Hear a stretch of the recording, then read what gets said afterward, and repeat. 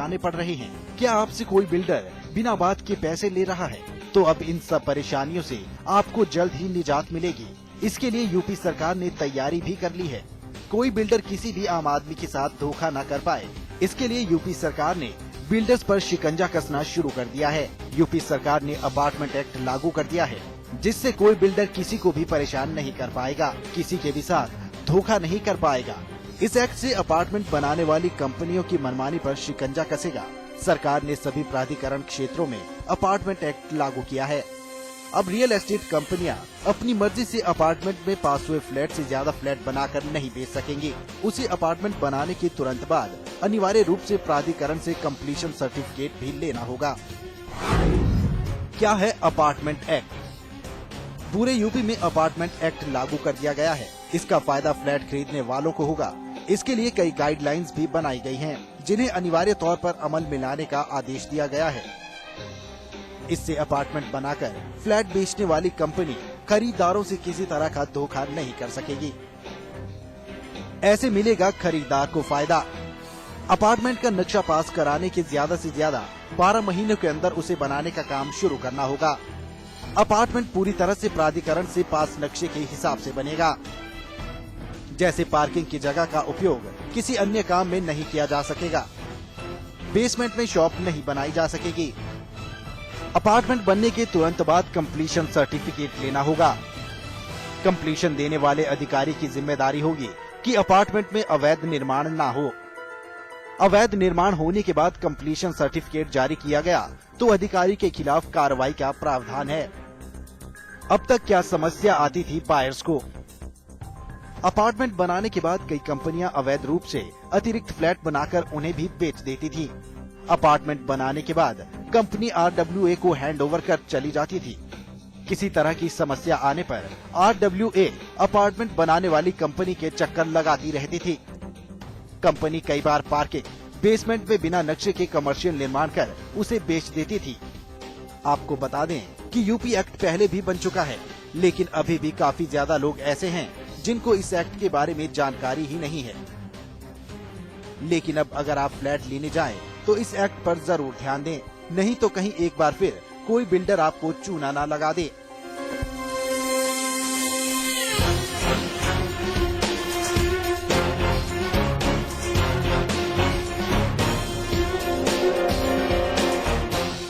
सौरभ साहनी, समाचार प्लस।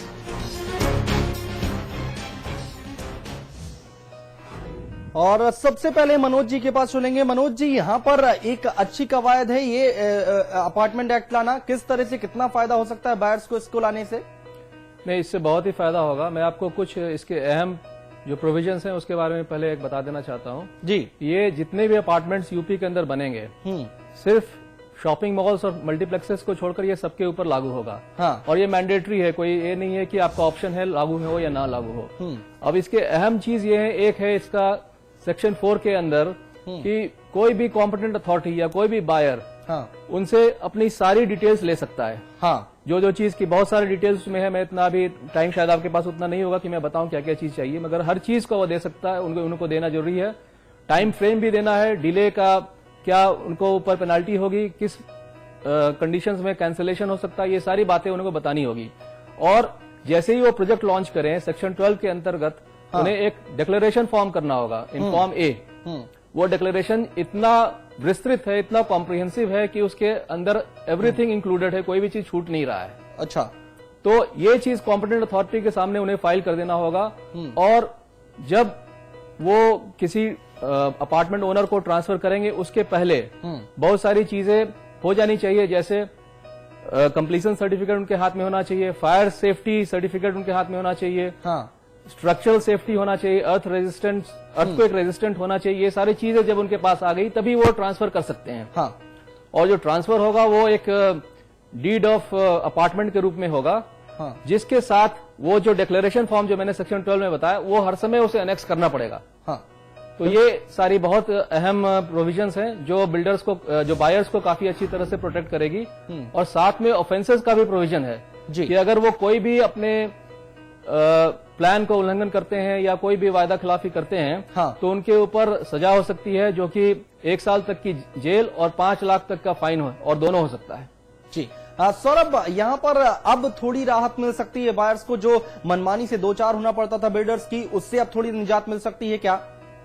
राहत मिल सकती है अगर बिल्डर्स इसे पूरी तरीके से अपने एग्रीमेंट्स में फॉलो करें तो बिल्कुल राहत मिल सकती है। क्योंकि अभी भी एनसीआर में कई बिल्डर्स हैं, चाहे यूपी की बात करें, जो छोटे शहर हैं वहां पर तो लोगों को अभी यूपी अपार्टमेंट एक्ट के बारे में नॉलेज ही नहीं है कि क्या होता है। हाँ। क्योंकि वहां पर इसमें यह है कि उन्हें एफएफसी फायर फिटिंग चार्जेस, अपने जो अदर चार्जेस हैं वो शो करने पड़ेंगे। पहले क्या होता था, बिल्डर उनसे फायर फिटिंग के नाम पे पैसे ले लेता था, मेंटेनेंस के नाम पे पैसे ले लेता था, और उन सब का कोई हिसाब नहीं होता था। तो एग्रीमेंट होने का बिल्डर अदर से चार्जेस कर लेता। तो अपार्टमेंट एक्ट आने की वजह से क्या है, उसे एक ऑल इंक्लूसिव का प्राइस निकालना पड़ेगा जिसमें वो शो नहीं कर सकता और वो बायर से पैसे नहीं ले सकता। जैसे कि ईडीसी हो गया, ये सब ईडीसी, सीसीसी हो गया, एक्सटर्नल डेवलपमेंट चार्जेस, ये सब गवर्नमेंट को जाते हैं। बिल्डर क्या करता है, ये भी बायर से लेता है। और अभी भी ऐसे कई बिल्डर्स हैं जो बायर से इन सब चार्जेस को ले रहे हैं। तो ये जब फॉलो हो जाएगा, जो बिल्डर फॉलो कर रहे हैं वो ये सब चीजें नहीं करते, एक्सटर्नल चार्जेस हैं और सारे चार्जेस हैं वो उसमें नहीं ले रहे हैं। तो कहीं ना कहीं अभी दिक्कतें हैं, बिल्डर्स फॉलो नहीं कही है। आरडब्ल्यूए जो बनाई जाती है, जो एक प्रावधान रखा गया है कि बिल्डर एनओसी मिलने के बाद, पोजीशन होने के बाद आरडब्ल्यूए को हैंड ओवर कर देगा और आरडब्ल्यू उसकी मेंटेनेंस देखेगी। लेकिन बिल्डर्स अभी भी आरडब्ल्यू को नहीं कर रहे हैं, बस वो नाम के लिए दिखाया जाता है। हाँ। क्योंकि प्राधिकरण में दिखाने के लिए वो सब चीजें। आरडब्ल्यूए की तरफ से क्या कुछ कहा गया है, क्या कुछ कह रहे हैं वो? गाजियाबाद आरडब्ल्यूए फेडरेशन के चेयरमैन से जब हमने बात की, उन्होंने क्या कुछ कहा, सुनिए। यूपी अपार्टमेंट एक्ट को बिल्डर्स अपनी वर्किंग में नहीं अपना रहे हैं, जीडीए को दोषी मानते हैं। क्योंकि जीडीए को मालूम था, आम आदमी को मालूम नहीं था यूपी अपार्टमेंट एक्ट का। जीडीए को ये मालूम था कि बगैर कंप्लीशन सर्टिफिकेट के अलॉटमेंट नहीं हो सकते, और 99% केसेस में अलॉटमेंट कर दिए गए। उस वक्त जीडीए कहाँ था? और आज भी 90% ऐसे बिल्डर्स हैं जिन्होंने कंप्लीशन सर्टिफिकेट नहीं लिया है, लेकिन उनकी बिल्डिंग्स करीब करीब पूरी तरह से ऑक्यूपाई की जा चुकी हैं। और अब एक और सबसे बड़ी बात कि बिल्डर ने एक ऐसा रास्ता निकाल लिया है कि पहले तो कैपिटल कॉस्ट में फायदा उठाया अपने फ्लैट को दूसरों को बेचने में, और अब उसकी मेंटेनेंस में फायदा कमा रहे हैं। जबकि अपार्टमेंट एक्ट के हिसाब से रूल ये है कि जैसे ही 33% ऑक्यूपेशन हो जाती है तो उन्हें आरडब्ल्यूए बना लेनी चाहिए और वहां का रख रखाव यानी मेंटेनेंस आरडब्ल्यूए को दे देना चाहिए। मगर वो आरडब्ल्यूए को देने में हुज्जत कर रहे हैं, और कई जगह ऐसी भी हैं जहां आरडब्ल्यूए मेंटेनेंस इसलिए नहीं ले रहे क्योंकि उन्होंने, बिल्डर्स ने बहुत सारी जो फैसिलिटीज दी जानी थी वो कंप्लीट नहीं की हैं। अगर वो कंप्लीट नहीं की हैं और कल को उन्होंने मेंटेनेंस ले ली तो उनको कौन कंप्लीट करेगा? बिल्कुल, बिल्डर्स जो हैं अभी भी मनमानी कर रहे हैं, यानी कि बायर्स को परेशानियों से 2-4 होना पड़ रहा है। यहाँ पर अवेयरनेस की जरूरत है, अवेयर होना पड़ेगा यहाँ पर बायर्स को, और उसके बाद ही इस एक्ट के तहत अपनी सुविधाएं वो ले सकते हैं। आइए अब आपको बताते हैं कि बायर्स को किस किस तरह की परेशानियों से 2-4 होना पड़ता है, किस तरह से एग्रीमेंट में बिल्डर्स हेर फेर करते हैं।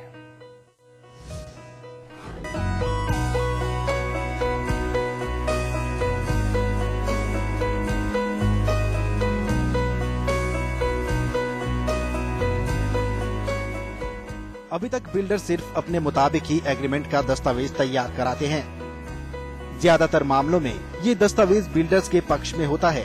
कई बार कई मामलों में सामने आया कि से डीड में छुपे शब्दों में बिल्डर्स ने शुल्क और शर्तें जोड़ ली हैं।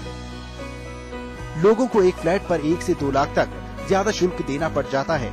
रजिस्ट्री की स्थिति आने पर चूंकि बायर बिल्डर को 90% भुगतान कर चुके होते हैं, इसलिए वो इन शर्तों का विरोध नहीं कर पाते। अब अपार्टमेंट एक्ट के आने के बाद ये सारी बातें पहले से ही साफ होंगी, यानी बायर्स के साथ धोखा होने की संभावना कम हो जाती है। किस तरह से रजिस्ट्री में होता है खेल? आवंटी को देना पड़ता है सिक्योरिटी फंड, जिसको बिल्डर वापस नहीं करते हैं।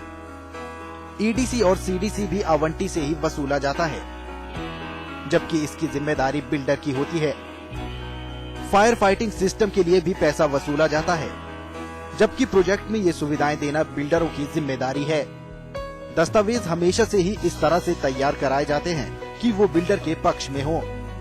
सुपर एरिया के नाम पर कॉमन एरिया बेच चुके बिल्डर रजिस्ट्री कराते समय छत और कॉमन एरिया पर जताते हैं मालिकाना हक। छत पर मोबाइल टावर लगाकर वसूलते हैं लाखों रुपए।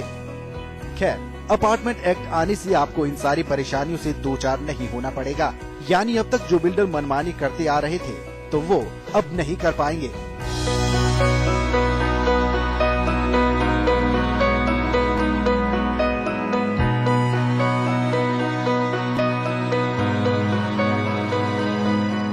सौरभ साहनी, समाचार प्लस। मनोज जी के पास चलेंगे। मनोज जी, आपके पास कई तरह के इस तरह के केसेस आते होंगे, किस तरह की परेशानी होती है बायर्स को, और आप लीगल एडवाइस क्या देना चाहेंगे? क्या कुछ सावधानियां बरतनी चाहिए?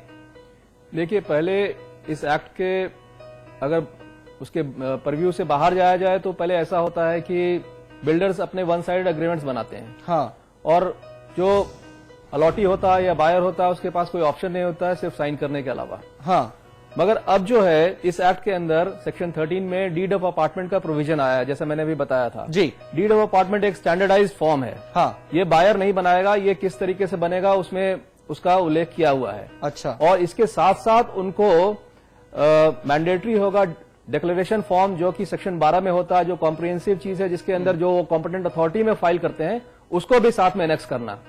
तो जब ये दोनों डॉक्यूमेंट एक साथ एनेक्स हो जाएगी, हाँ, तो उनको मैनिपुलेट करने का ऑप्शन बहुत ही कम रह जाएगा। हाँ, मतलब जो वो वन साइडेड एग्रीमेंट पहले बनाते थे वो वाली बात अब खत्म हो गई। हाँ, अब एक स्टैंडर्ड फॉर्म में उनको जो बातें होनी चाहिए, जो एक्ट उनको प्रोवाइड कर रहा है, वो उनको देनी पड़ेगी। हाँ, और उस हिसाब से ही वो रजिस्टर होगा वो deed of apartment. Manoj ji, आपको नहीं लगता कहीं ना कहीं जैसे बिल्डर्स जो एग्रीमेंट में ओपन एरिया और कवर्ड एरिया ये सब चीजें शो नहीं करते, इस एक्ट की वजह से इनको ये सब क्लियर करना पड़ेगा? बिल्कुल। अदर चार्जेस हैं, और बिल्कुल, अभी भी बिल्कुल।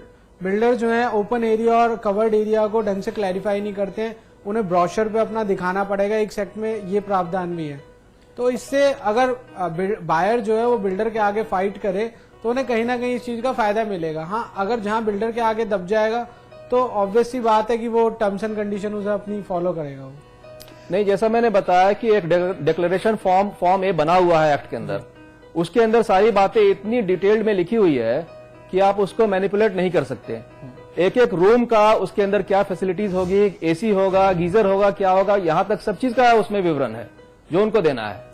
और एरिया वाइज हर का, इवन बालकोनी का एरिया देना होगा कि कितने कितने फुट का, स्क्वायर फुट लंबाई चौड़ाई का है, या सुपर एरिया, और इन सब चीजों का जो खेल वो पहले चला रहे थे वो अब खेल नहीं कर सकते। वो कितना कॉमन एरिया है, तो वो सब कितना हक है उसका, कौन से बिल्कुल एरिया पे, बिल्कुल वो सब एवरीथिंग declaration वहां form पर जो लगा है, दें।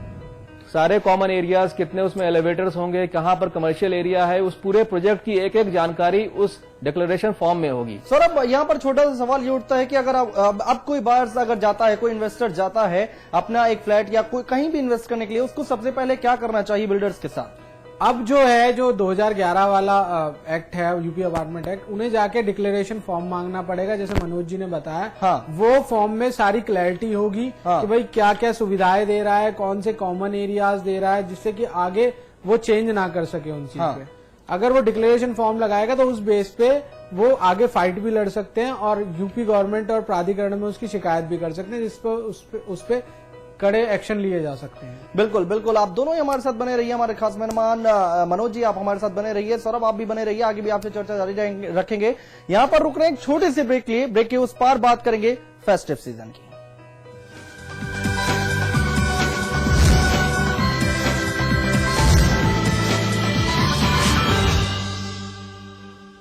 शेक पिएगा? पर बनाएगा कौन?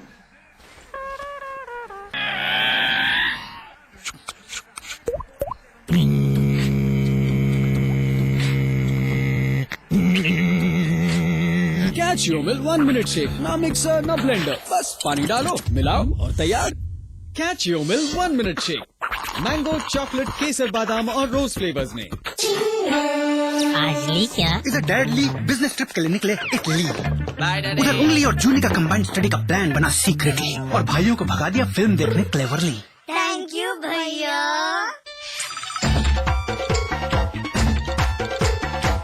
एंड देन इंटरेस्टिंगली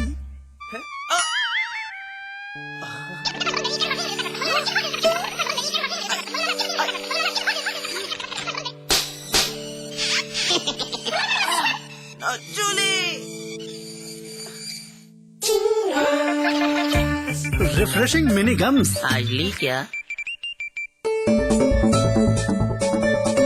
जलाओ दिए पर रहे ध्यान इतना, अंधेरा धरा पर कहीं रह न जाए। समाचार प्लस की ओर से सभी दर्शकों को दीपावली की हार्दिक शुभकामनाएं।